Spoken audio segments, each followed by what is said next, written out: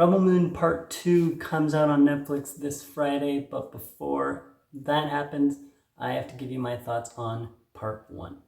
Hello everybody, my name is Jesse and welcome back to another video on my channel. Today I'm going to be giving you my thoughts on Rebel Moon Part 1, A Child of Fire, before Part 2 drops on Friday. So, as much as I want to sit here and just rant about how much I absolutely love this movie, I unfortunately can't do that. I don't think this movie is bad by any means. I think there is some entertainment to be found in it, and it's by no means Zack Snyder's worst movie.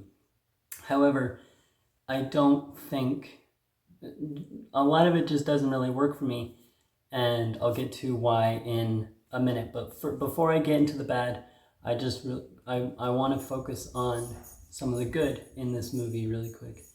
And the two main positives that I have in this movie are the visual effects and the action. I think if you're looking for a movie that has pretty solid visual effects and some decent action and slow-mo, oh man, so much slow-mo, then you will find entertainment in this film, for sure. Especially in the very beginning, when you're on the very first world, the visual effects are pretty solid, and I think throughout there's some decent action, but everything else just didn't really work for me, and I'll get into why. So those were the positives, and now for the negatives. This movie just felt about as formulaic as you can get for me. It's a story that we've seen a million times before. The protagonists are on a mission to find an army. You could call them just a group of fighters to help them fight against the protagonists that are trying to attack them, kind of take over their world.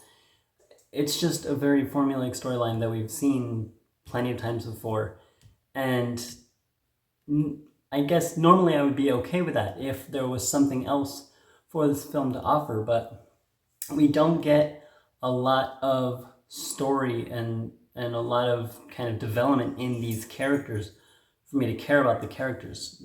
I left this movie pretty much knowing nothing about any of these characters except the main character, Cora, and I can barely, the only reason I can remember the characters' names is because I just rewatched the movie today. Any other day, I could not have told you anything about the characters. I could barely tell you their names.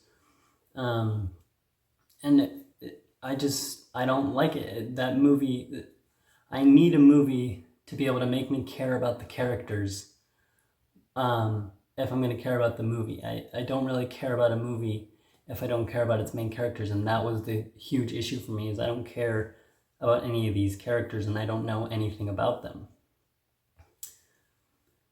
This movie also, I felt a big lack of originality in this movie, and this isn't just me saying it, I've seen other people say this too, is most of the scenes in this movie feel like reenactments of other scenes from different movies. So like when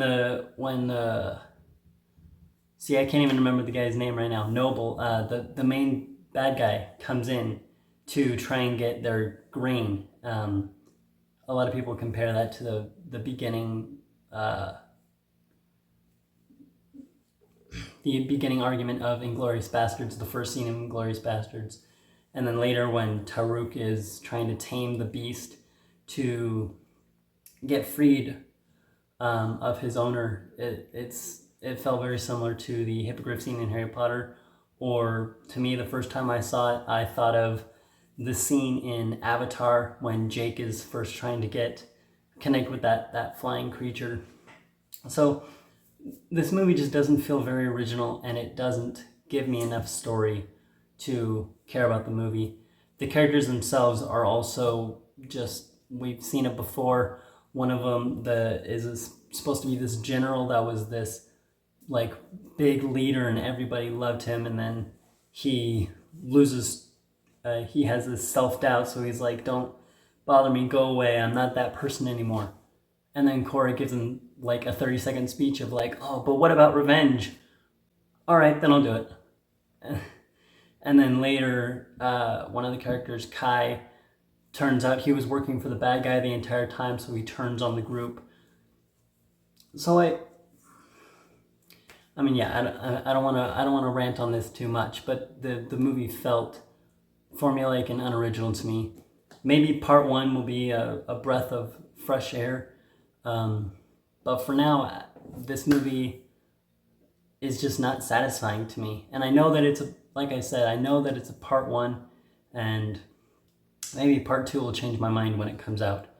But I don't see myself revisiting this movie really ever for the meantime.